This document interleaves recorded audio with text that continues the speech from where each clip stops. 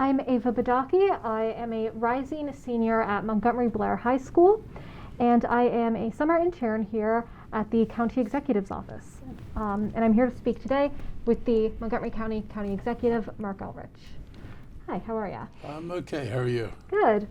So the last time we talked, just before you offered me this internship, you asked me why I thought my generation of teenagers were struggling so much. So now I'm going to turn the question on you. What do you think are some of the biggest problems facing young people in Montgomery County today? And what types of county level policies do you think could help solve those issues? So I think it's complex because there's no one set of young people. And I'll say I think some of this divides along racial lines. I think particularly about folks in the black community for whom opportunity has been pretty much denied, no matter what people want to say, for well over 200 years, and that people really struggle and don't have a lot of successful, their communities are on a lot of successful role models. Oftentimes because their parents didn't get educations, they don't live in households that have the same benefit of, everybody's college educated, everybody is what you'd say familiar with everything, in a broader sense. And I think that kids struggle to find a place. They don't necessarily feel that they're able to be successful. You grow up feeling that the deck may be stacked against you. And when you struggle in school, and I was a school teacher, people often internalize that. And so instead of feeling like, well, I didn't get taught, it's more like I'm not able to learn. And so then that internalization of not being successful is a real problem, because if you fall behind, we know that kids who are behind early on often don't catch up. So I think that we've got people who don't necessarily have a lot of hope about what their lives are going to offer going forward. I think that other groups of children, they struggle with the insanity of this world. I mean, the wars don't make any sense, and the wars are stunningly brutal. You're all dealing with climate change, and you've got your whole lives in front of you, and you can look at this, and we're talking about, feet of sea level rise and inundation of coastal cities, and totally unpredictable weather, severe storms, and if I were a kid, I'd say I don't think the adults are doing very much, and I would agree with that. Montgomery County's trying to do a lot, but Montgomery County's not going to change the world. So we do not control the fate and in our own hands, and I would imagine as a younger person feeling like you don't have any control of your fate, and the people who have the most control aren't doing what they need to do, would lead to a level of, uncertainty.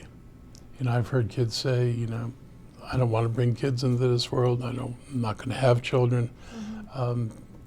It's not good when people don't feel there's a future that they can be successful in and be part of. And I don't think it's helped. I used to be a teacher, as I said. I don't think schools do everything they should do. Again, if you're not on the academic track to go to college, kids don't leave school ready to work. We know that. I mean, we can pretend they do, but we know that, the number of kids who are not successful is pretty high. We know that we don't have, we have a smattering of vocational programs, but we don't have a deliberate program that says, if you're not going to college, there are jobs and things we can help you train for. We're not actively in that space. We're somewhat there, but we're nowhere near serious about it the way they are in European countries. So I see lots of reasons to feel disconnected. And do you think MCPS should do something like that to help people graduate ready to work? Yeah, I think you've got to rethink, what we're doing in the schools, and I think you have to be careful, because what you don't want to do is track kids, and like some societies do, and track them at an early age and say you're only going to be this.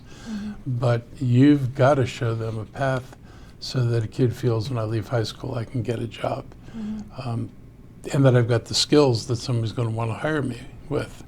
And we know that a lot of kids leave high school and they don't believe they're going to get a job. They certainly don't believe they're going to get a good job.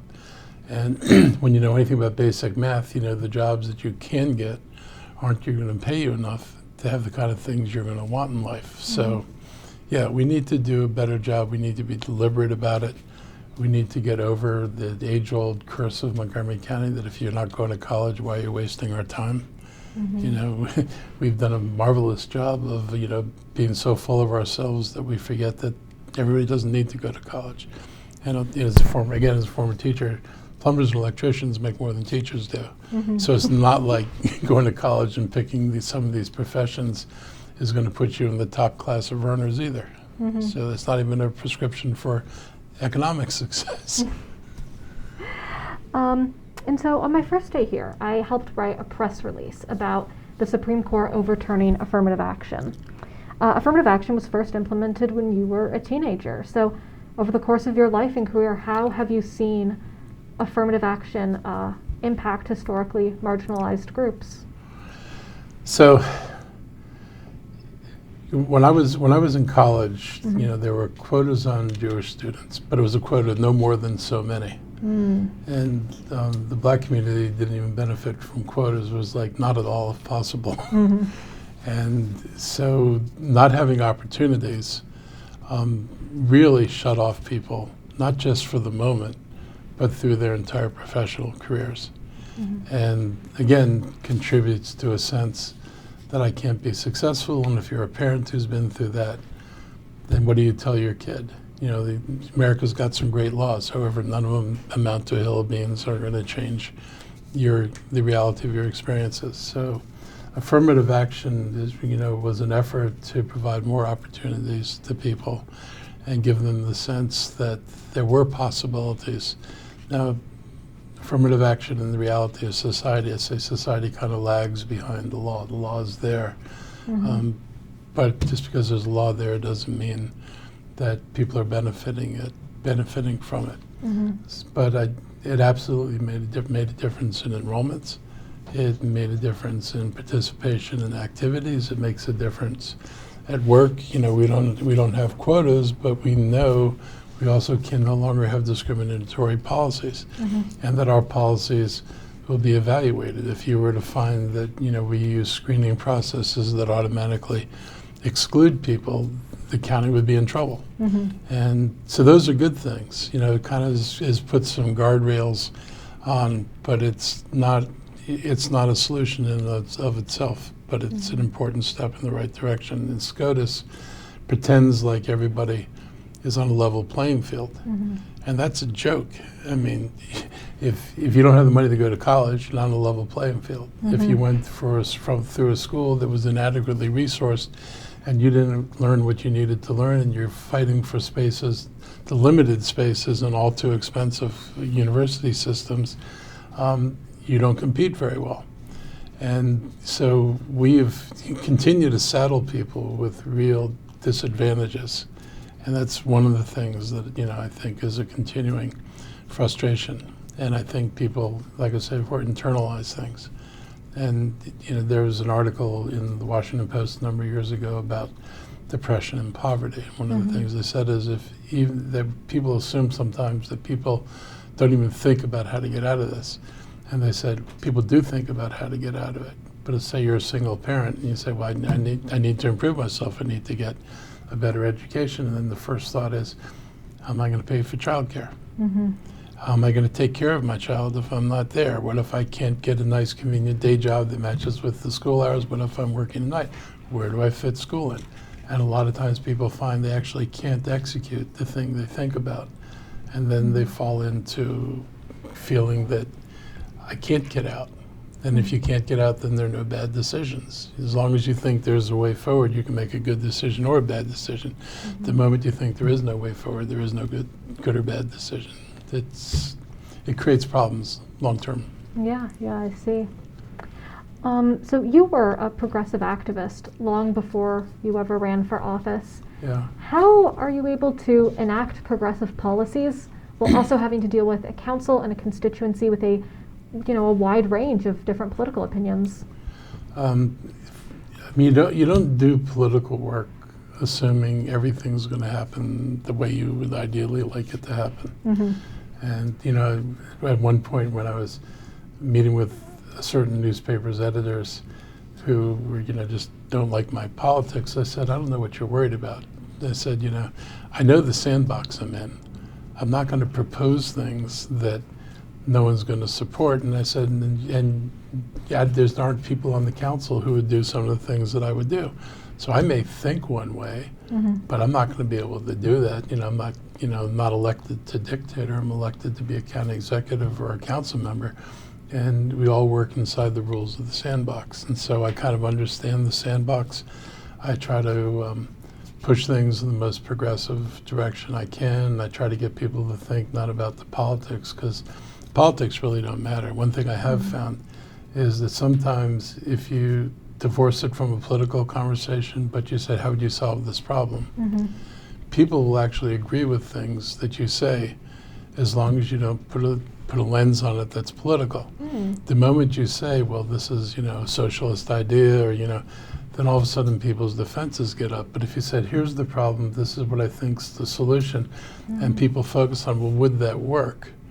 You get different conversations. And so what I know is important is to talk to people about what you think and why you think it, so that people understand your policies. Telling somebody an ideology doesn't give anybody understanding about what you think you're going to do. And I can say people of all ideologies do some pretty whack things. And so, there's no automatic, like, well, if you just thought this way, everything would be cool. I mean, Hitler was a capitalist. I mean, let's deal with it. So you want to get people to think about what you're doing and see it, and put themselves in the situation that you're talking about and say, what would I do? What would I want to have happen? If I were in that situation, would these policies help me or not help me?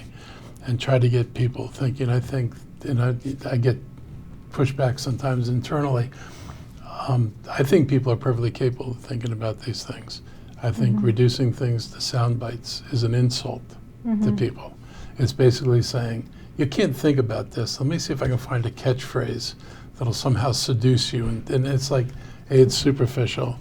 It is really, I think, disrespectful of people's intelligence. I really do believe that people have the ability to understand things and to reason their way through problems. And what you need to do is be somebody who will talk with them and reason with them, rather than somebody who tell them, well, if you believe the right thing, you know what to do.